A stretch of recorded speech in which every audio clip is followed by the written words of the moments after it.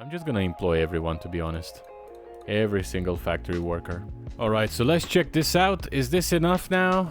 It seems so. Yes, everybody is well adjusted. We've got the factory filled with workers. Now, no machine is empty at any given point. These guys are very close to each other, for my liking at least, but it seems that it's working just fine, so I'm not gonna complain about it. And yeah, we are slowly but surely improving this by quite a lot. Does the interior design matter in here? It doesn't. There's no quality score. But I think it would be better if we redesign it just a little bit, right? I was looking a bit better, just different. Okay, so we're in a good spot, we're in a good position. We've got what we need to produce the French fries.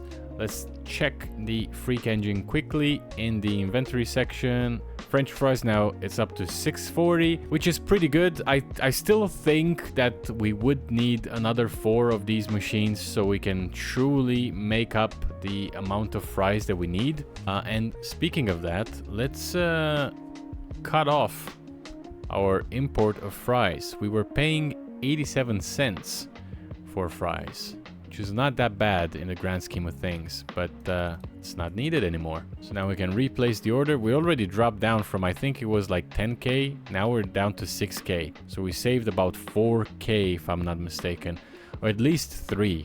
I can't remember what the total price was, but I have a feeling that I remember seeing 10,000 here, but it's a good save nonetheless. And the most important part is that we bypass the product shortages because we make them in-house, so that's really, really good. Okay, so now we cut this off. We can go to our logistic manager here, and we already done that. We will send 3,000 fries over, so that's a good thing. But yeah, what I don't like is the amount of production that we have, and these guys, they're still open. Wow, they open until 9 p.m.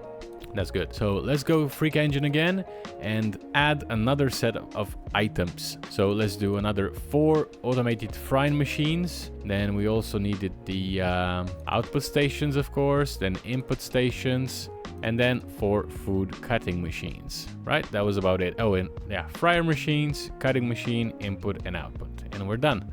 And that's another million out the window, but I'm sure we're gonna make all that money back. We just need some time. Let's check the profits in the meantime. Up to almost 163,000, so that's good. The delivery is here and we can get to work. French frying stations fully assembled. I've also went ahead and recruited more factory workers, as you can see. And I had to make a little bit of an adjustment here to the sausage machine because it was extended too far out and these guys had no chance of doing their jobs. So right now I'm in this awkward position because I don't know. It seems like they have enough space, but I don't know if we have enough raw ingredients, which in theory we should. Let's have a look at our inventory. Russet potatoes. Yeah, we don't anymore. So that's why they're all just standing there doing nothing. Let's have a look at our purchasing agents here. Let's see, how many russet potatoes? Yeah, we only got 5,000 and it's 14 cents per each. So let's cancel this order and we're going to increase this to 10,000. Well, it seems that something happened because as soon as I canceled it, now the minimum order is $10,000 and we only have 3.4k. Mistakes were made, guys. Ruh-roh. Okay, well, we need to make some adjustments, and the auto stock was every 7 days, so maybe that's also a good reason. But I think I'm gonna keep it at 7 days because with the amount of increases we're gonna have to make because of this, we have no other choice. The cheese, dough, and ground beef are definitely gonna keep on. We're gonna keep on using those. So let's increase the amounts here. 20,000 dough, 20,000 cheese, and then also 20,000 ground beef. Because look at the stock. Not running low by any means, but it looks like we can make do with a little bit more increase. And then russet potatoes, we can give those maybe 20,000 as well. That almost puts us at the minimum order, which is great. Let's have a quick look at the help section here because the next item in line, I think, was hot dogs. See, when you have bad memory and you're doing so many things, sometimes it's coming down to your detriment because I had to exit out of that. So it's French fries, burgers, yeah, hot dogs, and chicken kebab skewers. That's the 4 main sellers: raw sausage and bag of tomatoes. So we can increase those as well. I'm gonna keep the russet potatoes at 15,000. Raw sausage, it's 8,000. Let's do 10,000 here too. I'm not quite happy with this because this one factory makes two things. We've completely designed it in such a way actually, that we only make two things. Problem that I have right now is that we're basically filling it up with other materials, other ingredients that we are never gonna use in this factory. So that's okay for now, I guess, but in the very near future we're gonna have one factory or one place, I think, that will act as a storage department where we'll be sending large amount of quantities of items there, and maybe there's a way that we can utilize trucks to send the raw materials to our actual factories, because in this current state, due to the minimum order being so much, we're just like, look at this, milk, we're not using milk, we're not using peppers at the moment, we're not using sugar or cream, very few materials. And hot dogs, I don't have place to put the machines to make hot dogs. So either that is a way that I've just said, or we need to be a bit more clever, because we do have that splitter for the conveyor belt. And because of that splitter, it must be that there is a way to utilize it and make everything more compact. But I haven't reached that stage. Oh, shut up. I haven't reached that stage yet, so I don't know how to do it. But I'm gonna spend a bit more time into analyzing this, because there must be a way, right? Okay, now with the deliveries coming in, let's check if these guys are working. So these are working, these are also working. Okay, everything is fine. They were just sitting idle because they didn't have materials, but now with the new delivery of potatoes, they have everything there they need to do their job, and we've got a lot of space around this area. There's literally nothing wrong with this. And the factory is pretty much full. We effectively utilized all the available space, and we might need some more pallet shelves depending on how production goes. Storage shelves are getting stocked, so actually we might need a few of those too. But luckily, well, our deliveries are happening every single day. So in theory, this should be enough. But in case we got any issues, I'm sure we're gonna see the reports. And here we are left with the conveyor belts and the splitters. So yeah, that's a pretty productive day, if I do say so myself. We did manage to increase our production and effectiveness per square inch of this particular factory. We're not only doing burgers, we're doing French fries now, and they're both done at a good amount, a good capacity. Let's just have a look at our inventory here. Yeah, burgers 4.4k, and then French fries 641. Not that good, but look at this. We already shipped 1500. So in reality, we kind of made 2k potatoes in 2 days. So I would say that's pretty good. And if we look at our fast food restaurant here, let's check the inventory. Burgers, we got 4k, and then French fries, we got 5k. So more than enough. Very, very good. Now, can we increase these ones? No. No change in prices, but in reality our profits will change even if we don't increase the prices, because we have cut down costs in production. So that's really, really good. And considering that French fries are the, well, best seller, 17% of our products are French fries, I think we're in a wonderful position to make even more money out of this restaurant. So that was really good. I'm really happy with this. But what I'm not happy with is, like I said, the efficiency. Yes, we have maximized it by getting all these machines, but I have a good feeling that this can be made in a more compact and meaningful way if we use those splitters. Now, my personal thought process, which prevents me from thinking that's the case, is that every single one of these machines needs to be assigned to something to produce, right? So a food assembly machine, for example, can do all of this, right? But it cannot do two things at once. I cannot make it do burgers and something else, regardless if I have a splitter or not. So in theory, this right here could be fed with another product, and most likely other recipes will utilize all the available entry points of a food assembly machine, and I'm willing to bet pizza would be one of those. Let's see, pizza. No, dough, tomato, and sliced cheese. Let's see, maybe it's a salad? Yeah, lettuce, tomato. No, yeah, this is 4 things, so you would need all 4 entries. And even chicken kebab skewers has 4 things.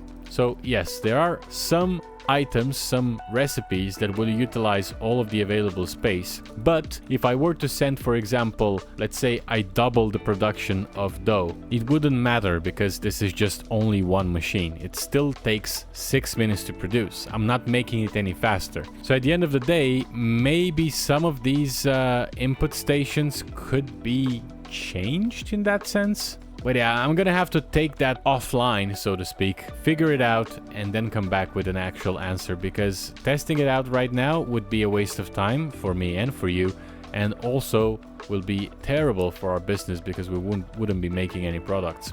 Okay, so that was pretty exciting, pretty nice indeed. We've covered 2 out of the 4 items that our restaurant is selling, and let's do some quick maths. I think that's the only way to go forward. So let's have a look at our freak headquarters, because we need to look into our purchasing agents. Of course, determining the cost of production is the first step. So with the burgers, they were $1.95. Now with the French fries, they were 87 cents each. So to keep it pretty simple and straightforward, we used to pay for French fries 87 cents per French fry. Now we're paying 14 cents per French fry, which is the russet potatoes. If we go to our restaurant here and we check the inventory and pricing, we can see that we sell 5,000 units every 7 days at the cost of $9.99. So to keep it very simple, like I said, with a selling price of $9.99 at a cost per unit of 87 cents, we would have made a profit of $9.12 per unit, which translates into a $45,600 per week. Now with the setup change, the fact that we're just importing the raw materials and making it ourselves, we have flipped that on its head. The new cost per unit is 14 cents, so the new profit per unit is $9.85 as opposed to $9.12 before, and the new profit would be $49,250 for every 5,000 units sold. So effectively, we're making $3,650 more profit every week, which translates into 8% increase in profit. Now that is absolutely amazing. When you come to factor in all of these changes, we're basically making our restaurant with only 2 out of the 4 best sellers, we're making it 15% more efficient, more profitable, more successful, because it was 7.6% from burgers and now 8% from French fries. So I would say overall, this is an amazing achievement, an amazing result. And of course, we're gonna see those profits skyrocketing as soon as this moves into sold last day. So as soon as we get a full 7 days of cycle with the new imports coming directly from our factories, we will definitely see an increase. So that's pretty good if I do say so myself. And just imagine what we can do when we do the same thing for the clothing stores and for the rest of the ingredients and the products that we sell.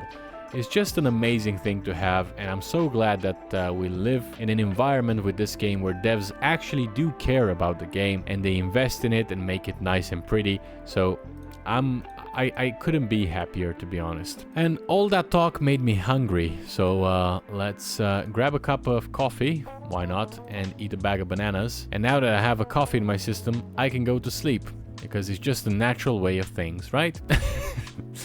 So let's check out the profits. $223,000. I believe that is one of the best, if not the best day that we currently had. Wow, I'm just astonished by how great this day was. I'm not sure if we can put it all on the new changes that we implemented with the factory, but I think a good chunk of it comes from that. If I'm not mistaken, our HR managers can assign more people. Yeah, I can have more people assigned to them. That's what I meant to say. We do have them all with gold insurance, and we do need to take care of a few other bits and pieces, especially in this factory, because as you can see, these guys have demands, and it looks like full-time is not met for this person, but they need a coffee machine. These guys here need also coffee machines. What do you need? You need peaceful working environment, standard fridge. So we do need to place a few orders and just to provide them with the necessary requirements. But most of all, before we do any of that, we need to improve our happiness. As you can see, guys, we're pretty sad. That's not good. Not good at all. And the only way to promote happiness in our lives is by sleeping in an actual bed, because we haven't done so in a very long time. And you know what that means. It's time for expansion. But this time around, it's our expansion. So let's open up Google Maps, and for the first time in this series, we're gonna close off the retail and we're gonna open residential, because I haven't really looked at this in a long time, and we're now in update 0.8, and look how many options we have available throughout this beautiful city. Of course, if you were to ask me, I want to stay in one of these buildings. This is a 204 square meters. Let's open it up and check it out. Oh yeah, looks pretty good. Decent living room, very nice. But this really caught my eye, the skyscraper. The big tower in Big Ambitions, I was gonna say. Yes, in Big Ambitions, but in Midtown. We've got two of them actually, but this one is a bit taller. It's owned by Jean Butler, or Jean Butler, I don't know, maybe, if it's French, I don't know. Let's open up this beautiful building. And guess what? It's exactly the same as the other one, because it's still an L1. And the initial payment is going to be almost $15,000. This building is not for sale, but if it were to be, it will be $3 billion. So yeah, I'm not going to touch that. We don't have enough money for sure. This is another 204 square meter one, just further down the road, exactly the same layout. At least it comes down with flooring, so that's good, I guess. Same cost. Are there any other buildings which are bigger than 204 square meters? That's what I'm trying to determine. This is 54 square meters. Oh, this is tiny. It's what we currently have, and I'm not down for that. I just need something that is a bit better, you know? I'm not saying that I need all this space, but having a larger space does give you the opportunity to have better decorations. Oh, look at this, 589 square meters. What? And this is in Manhattan for, wow, this is only 10,000?